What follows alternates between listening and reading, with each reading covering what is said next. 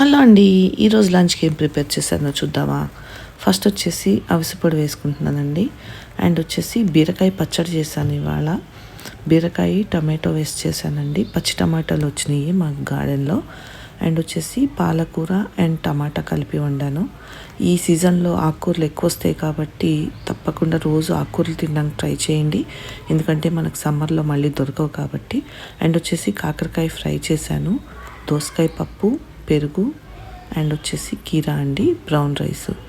చూసారు కదండి, ఇది నేను లంచ్లో ప్రిపేర్ చేసిన ఫుడ్. మీరేం ప్రిపేర్ చేసుకున్నారో కామెంట్ సెక్షన్లో చెప్పండి. అండ్ చూస్తున్నారు కదండి, బ్రౌన్ రైస్ అనేది ఏంటంటే మేము కొంచెం పెద్దవాళ్ళం కాబట్టి బ్రౌన్ రైస్ తింటున్నాము. బట్ ఏంటంటే రైస్ తక్కువ కర్రీస్ ఎక్కువ తింటే అందరికీ కూడా హెల్త్కి మంచిదండి. ఏ రైస్ తిన్నా సరే కర్రీ ఎక్కువ తినడం మంచిదండి అందరికీ కూడా.